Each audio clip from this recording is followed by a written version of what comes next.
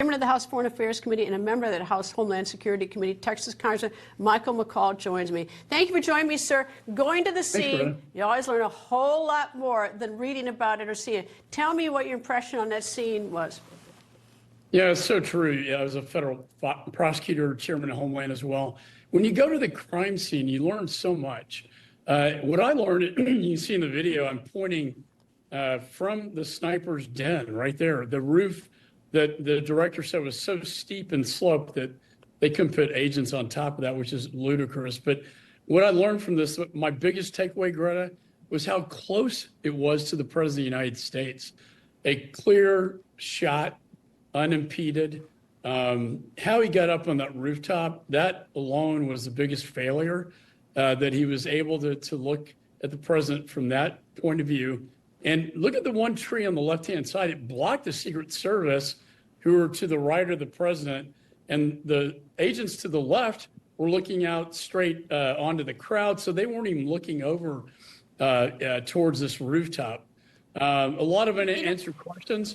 Greta, you know, right behind that scene is a big water tower where anybody with any national security experience with these events would see is the most elevated perch where they should have put the counter snipers.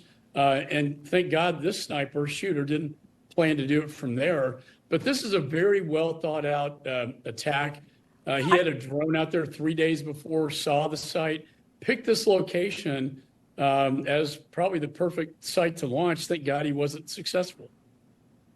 You know what, I mean, a lot of things I don't like about this, but let me put up two pictures on the screen that bother me, because it's like, you know, they said that the Secret Service couldn't get up on it because it was too slanted. Look at it, the shooter's position on the right-hand side of the screen, and look at the slant. Look at that slant that they apparently couldn't deal with. All right, let me put a second picture up in it, and I'm probably telling you too much about myself. That's my garage at home. And when I was 14, 15, 16, we would sneak into the house, and there'd be ice and snow on that roof, and we could still navigate it. So you don't tell me the Secret Service couldn't navigate that roof?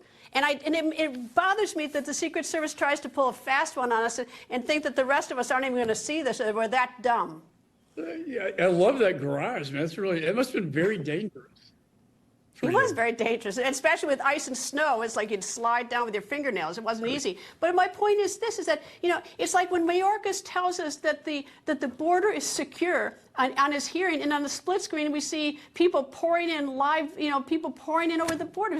They need to just tell us the truth. Quit lying to us. And that's why she resigned. I think that was the right thing to do. You know, she never went out to the site, even after the assassination attempt. And I was one of the first persons to climb up on that rooftop to see what the shooter saw. And he had a very unobstructed view of the president. And you know, any sniper will tell you that's a very easy shot.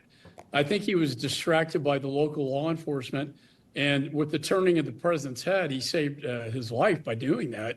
But it came way too close, in my judgment. The other thing, Greta, I found of interest was, and this was testified to today in our hearing, was that the shooter had a detonation device on him, remote. In his car, he had 2 bombs. And the detonation device had like 30 channels. One of them would detonate the 2 bombs. In his car, we think, in my experience, that he would plan to assassinate the president and then detonate his car bomb that was on the other side of the premises that would create a diversion, and then he could escape the scene of the crime. I think that was his plan. Thank God it was foiled. And indeed, I hope the Secret Service is really amping it up on Vice President Harris and on the president. I was going to say tragedy averted, but that's not true. A man did die in Butler. But Congressman Michael McCaul, thank you, sir. Thank you, sir. Hey, thanks, Greta. Thanks for having me.